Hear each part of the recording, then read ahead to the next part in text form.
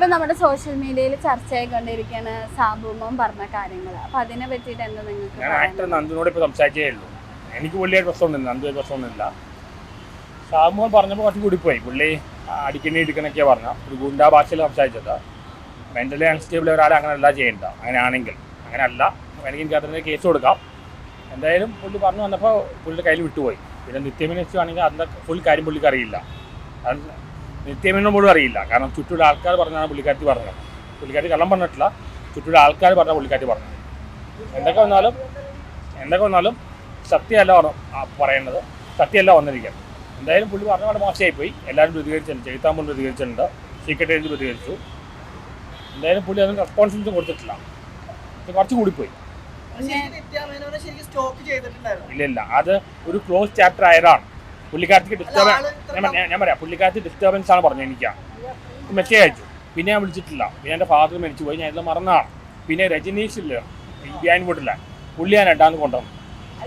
ഇത് close chapter ആയിരുന്നു. നമ്പറിൻ്റെ കാര്യം പറയണം, എങ്ങനെ 40 നമ്പർ ഒരാൾക്ക് എങ്ങനെ ഉണ്ടാവും? അല്ല, അത് അവർ ചുറ്റുള്ള ആൾക്കാർ, അവർ കള്ളം പറഞ്ഞിട്ടില്ല. അവർ ചുറ്റുള്ള ആൾക്കാർ, ഇപ്പോൾ വി കെ പ്രകാശ് അല്ലെങ്കിൽ മൃദുൽ നായരല്ല ബിടെകരായിട്ട് അയാളല്ല എന്നോട് വളരെ മോശമായിട്ട് പെരുമാറിയത്. ഇവരെ ആകെ ഒരിക്കൽ ഞാൻ ട്രിവാൻഡ്രത്ത് പോയതാണ്, ഉദയനെ കാണാൻ പറ്റിയില്ല. അപ്പോൾ അവർ ആദ്യമേ പറയാനും കുഴപ്പമില്ലായിരുന്നു. ഇപ്പോൾ മമത മോഹൻദാസിനോട് പറഞ്ഞപ്പോൾ അവർ ആദ്യമേ പറഞ്ഞത് താല്പര്യമില്ല, അതോടെ കഴിഞ്ഞു. അപ്പോൾ നിങ്ങളറിയാമല്ലോ, ഇപ്പോൾ ഈ സ്നേഹാരജി അവരന്ന് ഞാൻ ചോദിച്ചു, അപ്പം തന്നെ പറഞ്ഞു കഴിഞ്ഞു. പിന്നെ അവരെ സ്റ്റോക്ക് ചെയ്തിട്ടുണ്ടോ? ഇല്ലല്ലോ. ഇവർ ഒരുപാട് നാൾ ശേഷം പറഞ്ഞത്.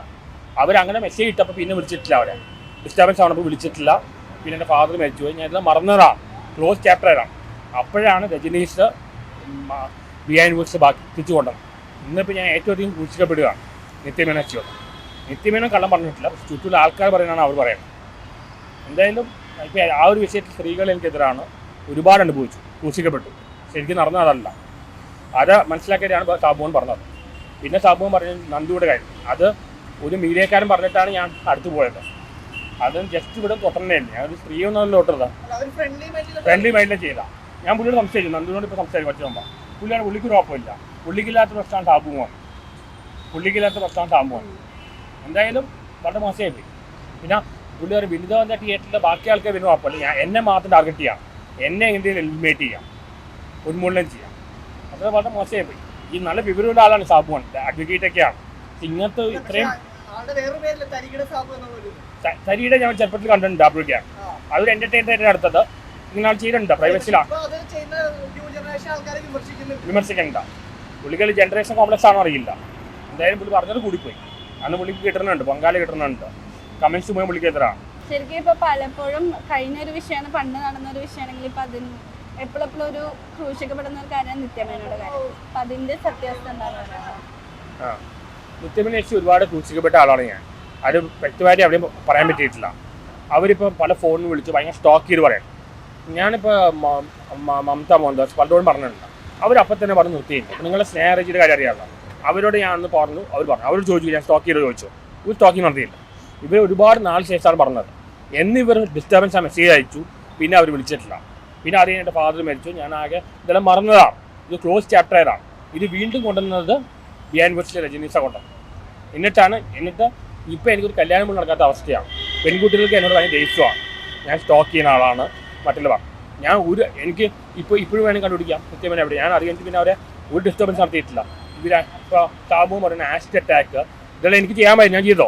ഇല്ലല്ലോ. അല്ല, ഇപ്പൊ ഈ എപ്പോഴും ഇങ്ങനെ മീഡിയയിൽ വന്നിട്ട് ഓരോ ക്രഷ് പറയുന്നോണ്ടാണ് ഇങ്ങനെ വീണ്ടും. അല്ല, എനിക്ക് നിത്യമേനോടുണ്ടായിരുന്നു വളരെ സിൻസിയറായ ലവ് ആയിരുന്നു. അത് ട്രൂ ലവ് വന്നതാണ്. അത് എനിക്ക് മനസ്സിലായി, ട്രൂ ലവ് വർക്കൗട്ട് ആവില്ല ഈ കാലത്ത്. പിന്നെ കുറേ എല്ലാം നമ്മൾ പറയുന്നത്, ഇപ്പോൾ എനിക്ക് ഇടയ്ക്കൊരു ഫിനാൻഷ്യൽ പ്രോബ്ലം വന്നപ്പോഴാണ് ഞാൻ ചില മോശം വീഡിയോസിൽ ഇട്ടത്. അത് കാരണം ഇവിടെ ഏറ്റവും കൂടുതൽ വിറ്റ് പോകുന്ന അങ്ങനത്തെ കാര്യങ്ങളാണ്. എനിക്ക് ഫിനാൻഷ്യൽ പ്രോബ്ലം വന്നു കിടക്കാം. കാരണം ലൈംഗികതായത്തിന് കേരളത്തിൽ വളരെ കൂടുതലാണ്. അതാണ് ഇപ്പോൾ പല ചാനലുകാരും കാണിക്കുന്നത്. അപ്പോൾ അങ്ങനെ പറയേണ്ടി വന്നു. ഇപ്പോൾ ഞാൻ ചെയ്യുന്നില്ല. പിന്നെ പഴയ കാര്യം പറഞ്ഞ ടാസ്ക് ചെയ്യുന്നതാണ്. ഇതെല്ലാം പഴയ കാര്യങ്ങളാണ് പറയുന്നത്. ഇതെല്ലാം ക്ലോസ് ചാപ്റ്ററാണ്. ഇടയ്ക്ക് അങ്ങനെ പറയേണ്ടി വന്നു. കാരണം എനിക്ക് ഫിനാൻസ് പ്രോബ്ലം പോകും. ഇവിടെ ഏറ്റവും കൂടുതൽ വിറ്റ് പോകുന്നത് അങ്ങനത്തെ കാര്യങ്ങളാണ്. കാരണം മലയാളികൾക്ക് ആ പ്രശ്നമുണ്ട്. ഇത് നിത്യമേനസിനെ ഒരുപാട് കുറിച്ചിട്ടുണ്ട്. കാരണം എല്ലാവരും എനിക്കെതിരെ തിരിഞ്ഞാൽ ഇത് നടന്ന നിത്യമേനെ കുറ്റം പറയില്ല. അവർ കള്ളം പറഞ്ഞിട്ടില്ല.